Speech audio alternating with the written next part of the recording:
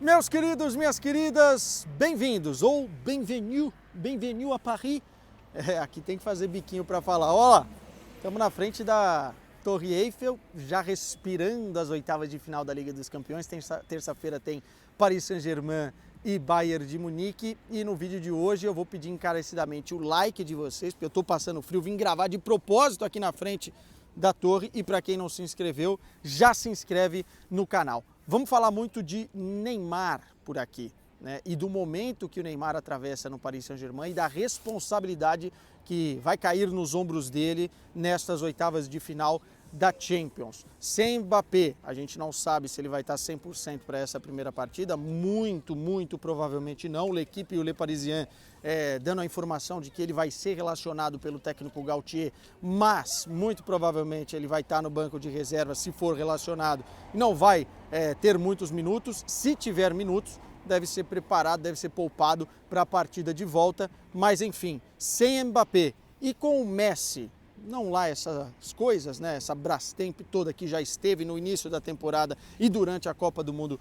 com a seleção argentina, a culpa das coisas e a responsabilidade vai cair nos ombros do Neymar, tanto para o bem quanto para o mal, porque se o Paris Saint-Germain passar do Bayern de Munique, vai ter muito do Neymar nesta passagem para as quartas de final. Agora, se cair, a culpa vai mais para o Neymar do que para todos os outros deste plantel. Muito pelo momento, né? O Mbappé fora é o dono do time, é o cara que chegou na final da Copa do Mundo e fez 3 gols, é o cara que vai continuar nesse projeto, liderando esportivamente esse projeto. E o Messi, nesse momento, tem o status de intocável na temporada, isso porque ele já foi campeão da Copa do Mundo com a Argentina, se cair na Champions não é algo tão grave na carreira do Messi assim, diferentemente do que é para o Neymar, que chegou aqui em 2018 e não conseguiu vencer o principal projeto esportivo do clube, que é a Liga dos Campeões da Europa. Nesse período todo eu tenho muitas críticas que eu faço ao Neymar e muitos elogios também. Ele teve problemas de lesões, né, que não foram da responsabilidade dele, então teve alguns calos no caminho, vamos dizer dessa forma, mas também teve momentos em que ele não se comportou tão bem, como por exemplo foi para o Carnaval no meio da recuperação de lesão e foi filmado no Carnaval, teve declarações que ele deu, enfim, tem muita coisa que envolve o Neymar que eu critico. Mas nesse momento da temporada, eu acho que essa responsabilidade, qualquer tipo de culpa, é um pouco injusto com o Neymar.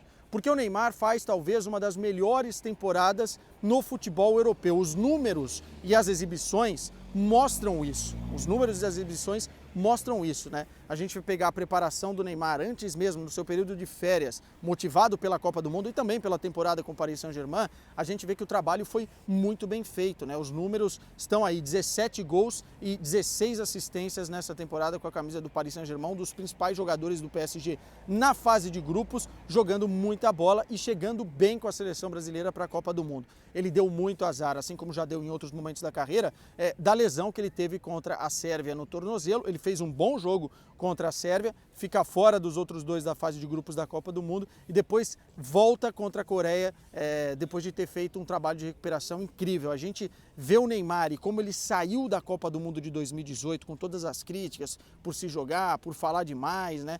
E ver o Neymar de como ele saiu da Copa de 2022 parece totalmente diferente, né? E até por méritos do próprio Neymar. Ele foi, olha, até começou a brilhar a torre, hein? Foi combinado. Ele foi muito bem contra a Coreia, fez o gol contra a Croácia, chamou a responsabilidade, o Brasil podia ter se classificado para a semifinal, mas isso aí é outra conversa. E nesse momento, há muita informação circulando aqui na imprensa francesa de um possível desentendimento do Neymar com o diretor esportivo do Paris Saint-Germain, o Luis Campos, depois da derrota contra o Mônaco. O PSG não passa um bom momento e as culpas vão caindo nas costas de quem não tem nada a ver com isso, que é o Neymar. E eu explico por quê. Quem tem a ver com isso é o diretor esportivo do Paris Saint-Germain, que fez um mau planejamento para a temporada e não contratou não contratou um plantel bem montado para ter como solução quando o time tivesse aí os desfalques, como o Mbappé, o Messi não jogou contra o Mônaco, um monte de desfalque na zaga. O Luis Campos foi cobrar os jogadores no vestiário, mas quem está certo são os jogadores. são jogadores do Paris Saint-Germain, porque o PSG errou tanto no mercado de transferências de verão quanto no mercado de inverno, não conseguiu trazer um diabo de um zagueiro para substituir os jogadores que a gente sabia que poderiam dar problema. O Kimpembe ficou fora muito tempo por conta de uma lesão no tendão de Aquiles. O Sérgio Ramos, a gente já sabia que era uma grande dúvida, uma grande incógnita por conta do seu histórico de lesão e muito mais outros jogadores e muito mais posições que o PSG hoje carece. Se o Bayern de Munique a gente olha, eu já falei por aqui que tem um plantel recheado de soluções, até mesmo com jogadores no departamento médico, o PSG não. O PSG jogou esburacado contra o Mônaco e foi uma partida horrorosa por conta da falta de planejamento. O Neymar isolado, né? Ora pela esquerda, ora pelo meio, tentando ali tabelar com os companheiros. O raciocínio de quem estava em campo não acompanhava o Neymar e é óbvio que ele foi ficando irritado, que ele foi cobrando, porque é um jogador que está acostumado a jogar em alto nível e ter soluções do seu lado para conseguir desempenhar. Então as críticas que nesse momento se fazem ao Neymar e ao Paris Saint-Germain, a gente não pode colocar na responsabilidade de um jogador e sim na direção, né? Então, para mim, totalmente incabível o Luiz Campos ter ido ao vestiário cobrar qualquer coisa que seja. A gente fala,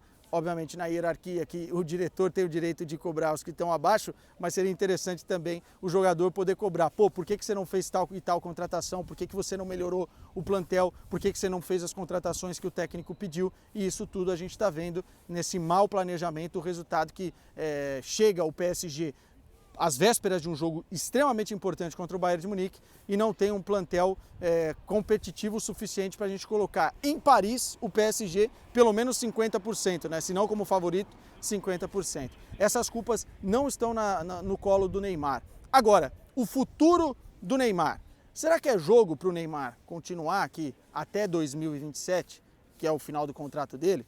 Será que é jogo para o Neymar, em tudo que se criou, né, durante essa temporada, com o novo contrato do Mbappé, com o Mbappé sendo a cara, o projeto esportivo girando em torno de outro jogador? Será que o Neymar não precisa de um outro tipo de motivação, como ele teve na Copa do Mundo, para ser o melhor Neymar que a gente conhece? Para mim, sim. Acho que o Neymar está fazendo hora extra no Paris Saint-Germain e essa temporada, essa queda para o Bayern de Munique ou a continuidade não deveria interferir no futuro do Neymar. Acho que o Neymar deveria buscar uma outra liga, porque tem muita lenha para queimar, é craque de bola e quem entende de futebol sabe disso. Eu acho que o Neymar, indo para uma Premier League, por exemplo, ainda poderia conseguir muitos louros, muitos frutos, quem sabe ser o melhor do mundo, que é o que a gente sabe que ele tem bola para isso, mas tudo isso fica no âmbito das incertezas. O que a gente sabe mesmo é que o Neymar entra super pressionado, assim como o Paris Saint-Germain, neste duelo contra o Bayern de Munique desta terça-feira. Vamos ver se ele sai como herói ou como vilão. Aliás, na vida do Neymar foi sempre assim.